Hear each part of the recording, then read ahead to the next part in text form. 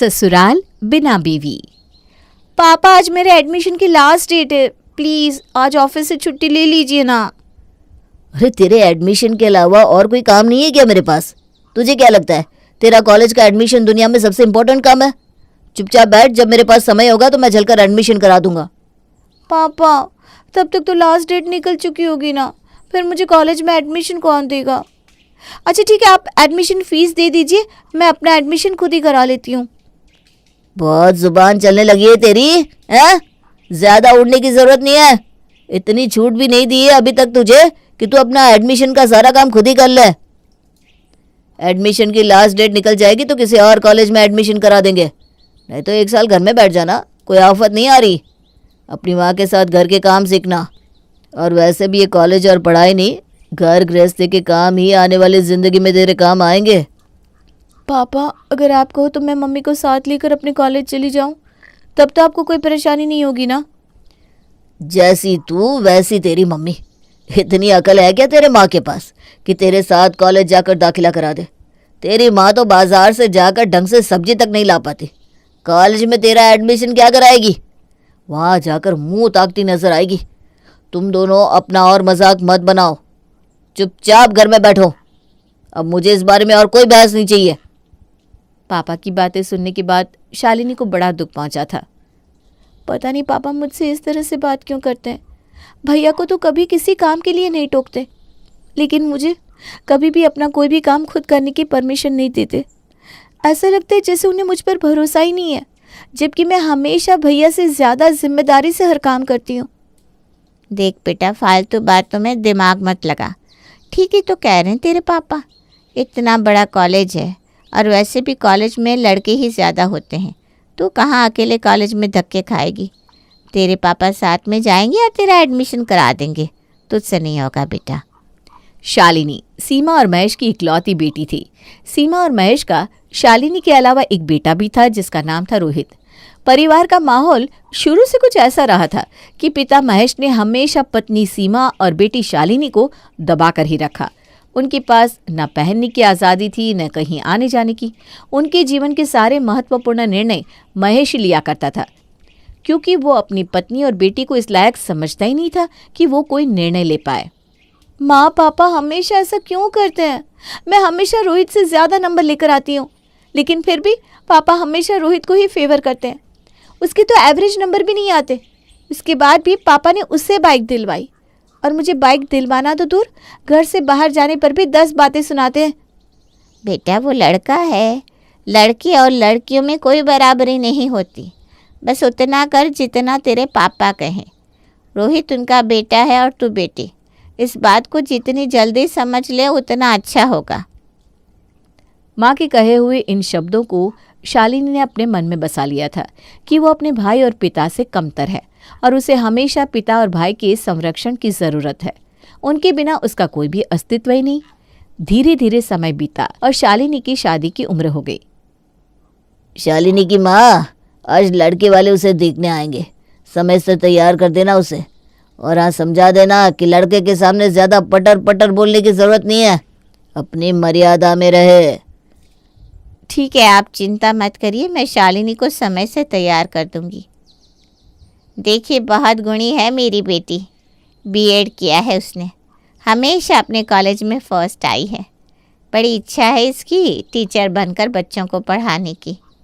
हमारी शालिनी जैसा ही कोई पढ़ा लिखा होनहार लड़का हमें मिल जाए, हम तो बस यही चाहते हैं। देखिए बहन जी, आपकी लड़की पढ़ी लिखी होनहार है, ये बहुत अच्छी बात है, लेकिन घर से बाहर निकलकर आदमी की तरह नौकरी करने और पति के सर पर सवार होने वाले रिवाज हमारे घर में नहीं चलते। हमें तो सीधी सादी घरेलू लड़की चाहिए जो घर में रहे, घर गृहस्थी देखे और घर में सबकी सेवा करे। नौकरी करने के लिए हमारा लड़का है ना, और ये नौकरी करने वाली लड़कियां ना हमें पसंद नहीं है, ना ही धीरज को। भाई साहब ऐसा कुछ नहीं है, लड़की नौकरी करती है तो पति के सर पर सवार हो जाती है। ये तो सरासर आपकी गलत फहमी है। लड़के वालों से बात करने के लिए मैं हूं ना, हैं? तुम शालिनी को लेकर अंदर जाओ, तुम्हारे दिमाग पर ज़्यादा जोर डालने की ज़रूरत नहीं है। शादी के बाद बहू नौकरी करेगी या घर में रहेगी, ये निर्णय तो ये लोग ही लेंगे ना। और वैसे भी अभी घर के बड़े निर्णय लेने के लिए मैं जिंदा हूँ। पति के मुंह से ऐसी बातें सुनने के बाद शालिनी की मां मन महसूस कर बेटी शालिनी को लेकर अंदर कमरे में चली गई। मां, मुझे ये लड़का कुछ ठीक नहीं लगा। आपने देखा इन लोगों की सोच कैसी है। अगर मेरी यहाँ शादी हुई ना तो ये लोग मुझे घर की 4 दीवारी में कैद करके रख लेंगे। प्लीज़ माँ, मेरा रिश्ता यहाँ मत होने देना। तूने देखा ना बेटा, हम औरतों की हैसियत बस इतनी है कि जब हमसे कहा जाए और जहाँ कहा जाए आंख बंद करके आदमियों के पीछे पीछे चल देना है। अपने विचार रखना और अपने जीवन के बारे में सोचना, ये इन आदमियों से बर्दाश्त नहीं होगा बेटा। मैं कुछ नहीं कर सकती। तेरी शादी वहीं होगी जहाँ तेरे पापा चाहेंगे। मेरे कुछ भी कहने ना कहने से उन्हें कोई फ़र्क नहीं पड़ने वाला। मैं तो बस भगवान से इतनी दुआ कर सकती हूँ कि तुझे कोई अच्छा, समझदार और सुलझा हुआ लड़का मिले, ताकि तेरी ज़िंदगी मेरी तरह ना बने। मैं सच बताऊं तो मैं शादी ही नहीं करना चाहती। क्या ज़रूरत है शादी की? मैं पढ़ी लिखी हूँ, अगर मौका मिलेगा तो कहीं अच्छी नौकरी कर सकती हूँ।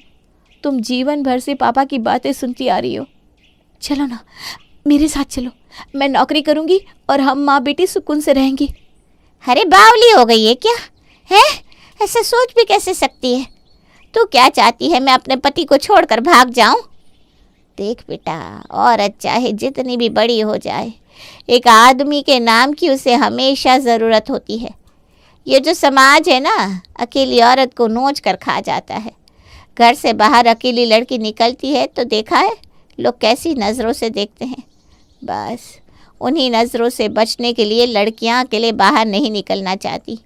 उनके साथ पिता, भाई या पति के होने पर लोगों का मुंह अपने आप बंद हो जाता है। इसीलिए बेटा, एक औरत का अकेले कोई अस्तित्व नहीं। जब तक शादी नहीं होती तब तक पिता या भाई का होना ज़रूरी है, और शादी के बाद पति का। पति के नाम के बिना इस दुनिया में हमारा कोई वजूद नहीं है। लेकिन माँ, लेकिन वेकिन कुछ नहीं। ऐसी बातें अपने दिमाग से निकाल दे तू बेटा।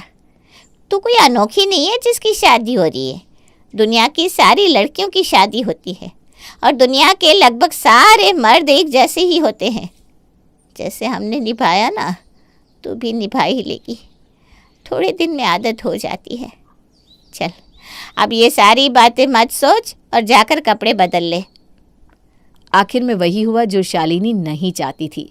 उसका रिश्ता धीरज के साथ पक्का कर दिया जाता है और कुछ ही दिनों में वो शादी करके धीरज के यहाँ पहुँच जाती है। शादी के बाद, सुनिए, मुझे थोड़े पैसों की ज़रूरत है, अपने लिए कुछ सामान लाना था। औरतों के हाथ में पैसे देने का हमारे घर में कोई रिवाज नहीं है। जो सामान चाहिए मुझे बता दे, मैं ला कर दे दूँगा। अरे कुछ पर्सनल चीज़ भी तो हो सकती है ना, और ज़रूरी तो नहीं कि मैं हर सामान आपको बताकर या पूछकर खरीदूँ।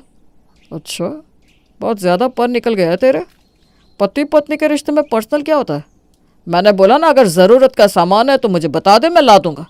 और फालतू सामान खरीदने के लिए मेरे पास पैसा ना है। ये बात अपनी अकल में जितनी बिठा लेगी जल्दी, उतना तेरे लिए अच्छा होगा।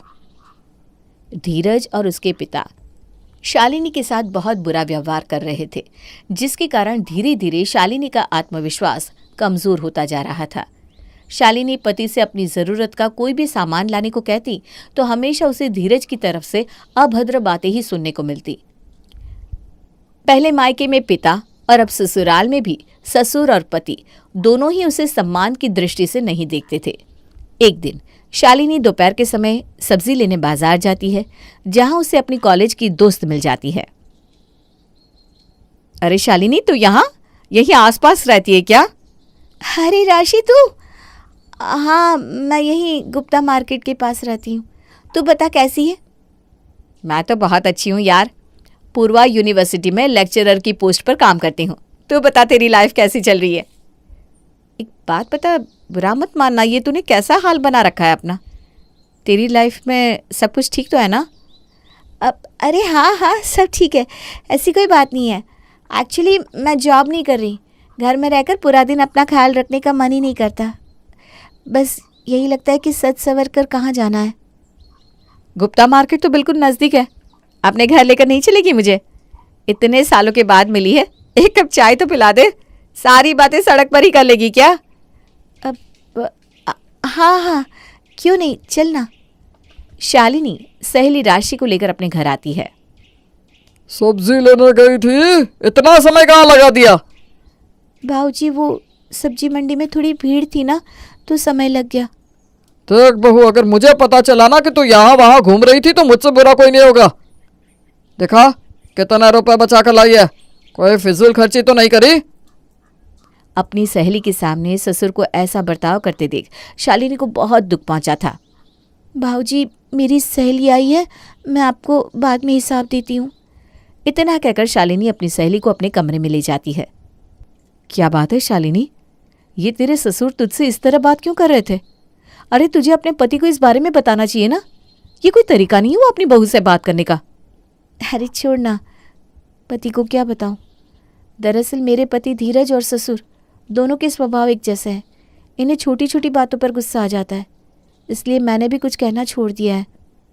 देख शालिनी, तू एक पढ़ी लिखी लड़की है, इस तरह से अपमान बर्दाश्त करने की तुझे कोई ज़रूरत नहीं है। मुझे तो ऐसी कोई वजह नज़र नहीं आती। अरे घर में रहकर क्यों अपना जीवन खराब कर रही है? घर से बाहर निकलकर 4 पैसे कमा और तोड़ दे इन अपमान की जंजीरों को। नहीं यार, मेरे ससुराल वालों को ये बात बिल्कुल पसंद नहीं कि मैं घर से बाहर निकलकर नौकरी करूं। मेरी किस्मत तो इन 4 दीवारों के अंदर ही है अब। बुरा मत मानना शालिनी, लेकिन तेरे पति और तेरे ससुर तुझे अपनी मुट्ठी में कैद करके रखना चाहते हैं। और ये सब जो तेरे साथ इस घर में हो रहा है ना, इसे हिंसा कहते हैं। नहीं नहीं, मेरे साथ कोई हिंसा नहीं हो रही। धीरज जी ने कभी मुझ पर हाथ नहीं उठाया। अरे मेरी बुद्धू सहेली, सिर्फ मारपीट करने को हिंसा नहीं कहते। ये जो मानसिक रूप से तुझे हर पल इस घर में सताया जा रहा है ना, इसे भी एक तरह का उत्पीड़न ही कहा जाता है। इन लोगों के हर समय इस तरह अपमानित करने के कारण तू अपना कॉन्फिडेंस खो चुकी है। सच सच बता, तुझे ऐसा ही लगता है ना कि इस घर में बर्तन मांजने और खाना बनाने के अलावा अब तू कुछ और करने के लायक नहीं बची? सहेली की बात सुनकर शालिनी की आंखों में आंसू आ जाते हैं। तुझे मेरे मन की बात कैसे पता चली राशि?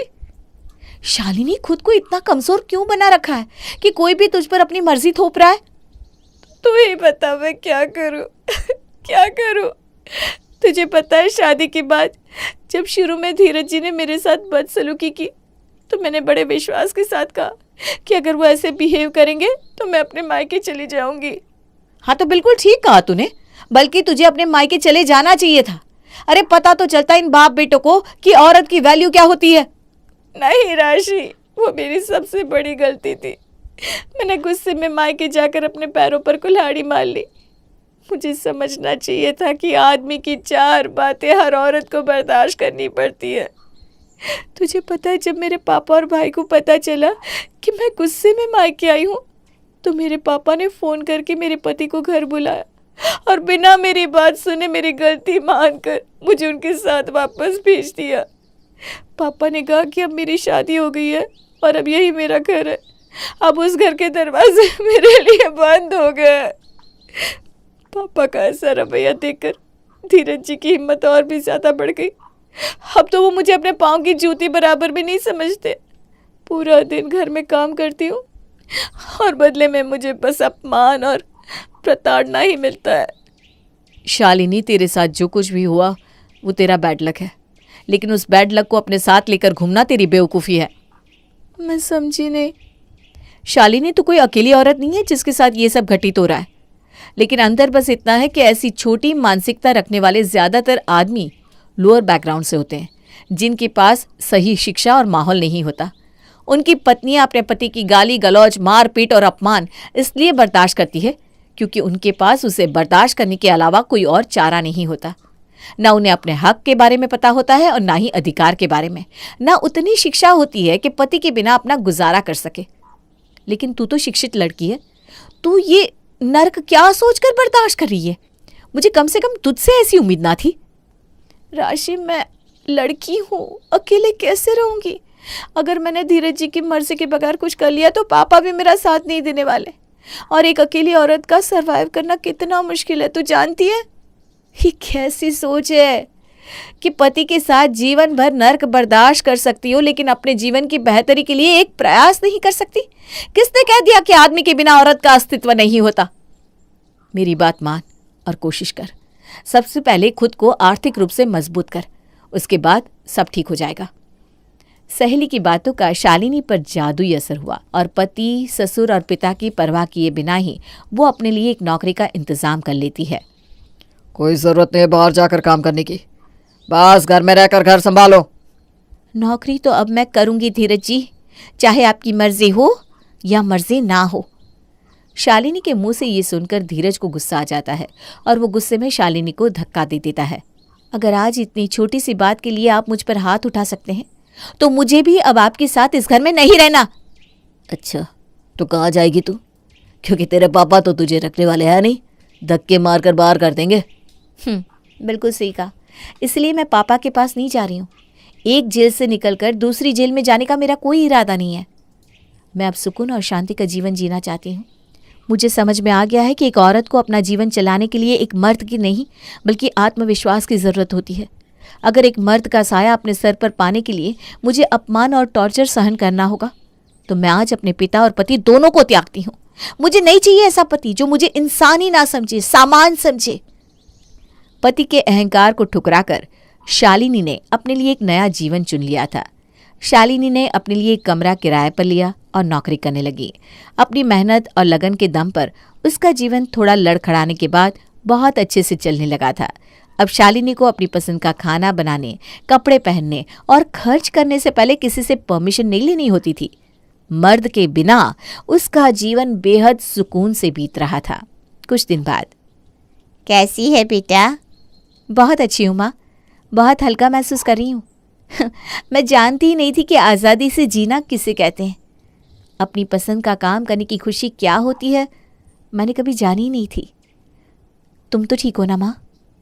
बेटा, तुझे देखकर मेरे अंदर भी साहस आ गया और मैंने भी तेरे पापा के अहम को संतुष्ट करने के लिए खुद को कुचलने से इनकार कर दिया और घर छोड़कर तेरे पास आ गई। मेरे लिए थोड़ी जगह है क्या यहाँ? अरे क्यों नहीं माँ, आपकी बेटी अपना हर फर्ज खुशी खुशी निभाएगी। आपको यहाँ कभी कोई समस्या नहीं होगी माँ। दोनों माँ बेटी अपने अपने पिंजरों से आज़ाद होकर एक नई उड़ान भरने को तैयार हो गई थी।